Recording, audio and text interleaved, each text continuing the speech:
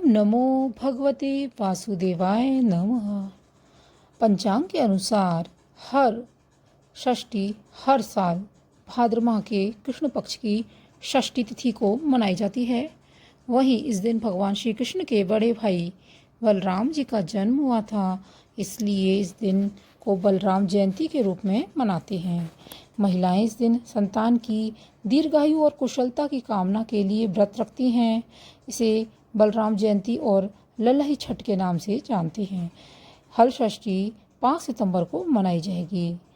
तिथि, शुभ मुहूर्त और क्या है धार्मिक महत्व, हम इस वीडियो में जानेंगे। भाद्रपद माह के कृष्ण पक्ष की षष्ठी तिथि की शुरुआत 4 सितंबर 2023 को शाम 4:42 पर हो रही है। यह अगले दिन 5 सितंबर 2023 को दोपहर 3:45 तक समाप्त होगी। सूर्योदय के अनुसार हल षष्ठी 5 सितंबर को मनाई जाएगी। पूजन विधि, हल षष्ठी के दिन सुबह जल्दी उठ जाएं, स्नान कर लें, साफ सुथरे कपड़े पहनें। इसके बाद एक पीला या लाल कपड़ा पूजा की चौकी पर बिछाएं। श्री कृष्ण और बलराम जी की फोटो या प्रतिमा चौकी पर रखें। इसके बाद गणेश भगवान का स्मरण करें, साथ ही बलराम जी की प्रतिमा पर चंदन का तिलक करें, फिर फूल चढ़ाएं। बलराम जी का ध्यान करके उन्हें प्रणाम करें। भगवान विष्णु की आरती के साथ पूजा संपन्न करें। हल षष्ठी पर श्री कृष्ण के बड़े भाई बलराम के शस्त्र की पूजा का भी विधान है, इसलिए एक प्रतीकात्मक हल बनाकर उसकी पूजा करें। हल षष्ठी के दिन महिलाएं एक गड्ढा बनाती हैं, फिर उसे गोबर से लीप कर तालाब का रूप देती हैं।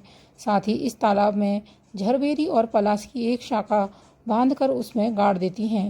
इसके बाद भगवान गणेश और माता पार्वती की पूजा की जाती है। साथ ही छठ माता की पूजा अर्चना भी की जाती है। साथ ही पूजा के समय 7 प्रकार का अनाज चढ़ाने का विधान है। रात्रि में चंद्र दर्शन के बाद व्रत का पारण किया जाता है। हल षष्ठी व्रत का महत्व, शास्त्रों के अनुसार इस दिन बलराम जी की पूजा से सुख समृद्धि की प्राप्ति होती है। साथ ही इस दिन खेती में उपयोग में आने वाले उपकरणों की पूजा होती है।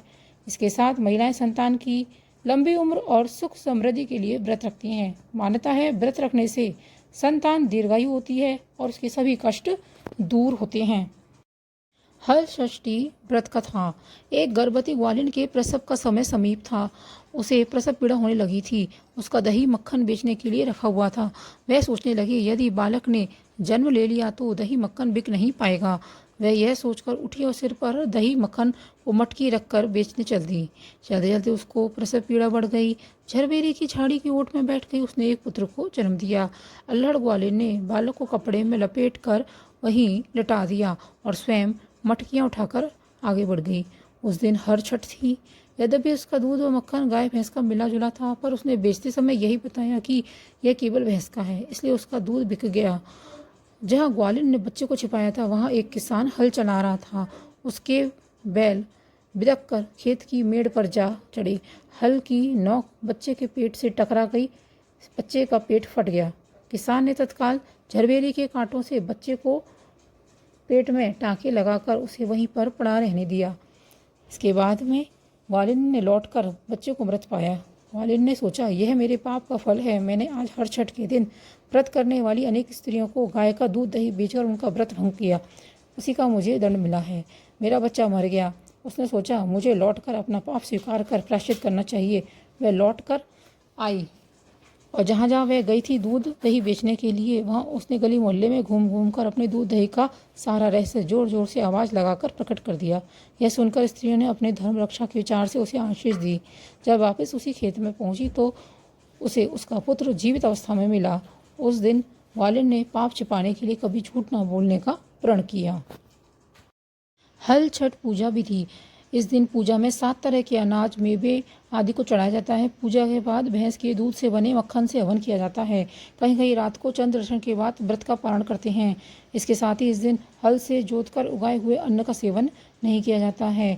मान्यता है इस दिन पूजन करने से संतान पर आने वाले हर कष्ट से छुटकारा मिलता है। हर छठ माता की पूजा करके पुत्र की दीर्घायु के लिए भी कामना की जाती है। उपाय: इस दिन जल्दी सोकर उठ जाएं, इसके बाद स्नान करके व्रत का संकल्प लें। साफ कपड़े पहनकर गोबर लेके आएं और साफ जगह पर गोबर से लिपाई करके तालाब बनाएं। झरबरी, ताश, पलाश की एक शाखा बांधकर बनाई जाती है हर छठ, और वहाँ लगा दें। इसके बाद विधि विधान के साथ पूजा अर्चना करें। पूजा में 7 तरह के अनाज, जिसमें गेहूँ, जौ, अरहर, मक्का, मूंग, धान चढ़ाएं। इसके बाद हरी कजरियाँ, भुने हुए चने भी चढ़ाएं। आभूषण और हल्दी से रंगा हुआ कपड़ा भी अर्पित करें। इसके बाद हर छठ की कथा सुनें और हर छठ माता से संतान के कष्टों को हरने व दीर्घायु प्रदान करने की कामना करें। दोस्तों, आपको ये जानकारी पसंद आई होगी। चैनल को सब्सक्राइब अवश्य कर लें, वीडियो को लाइक, शेयर, कमेंट करना ना भूलें। साथ ही नोटिफिकेशन बेल को भी प्रेस कर लें ताकि वीडियो अपलोड होते ही आपको इसकी जानकारी सबसे पहले मिल सके। मिलते हैं अगले वीडियो में। धन्यवाद।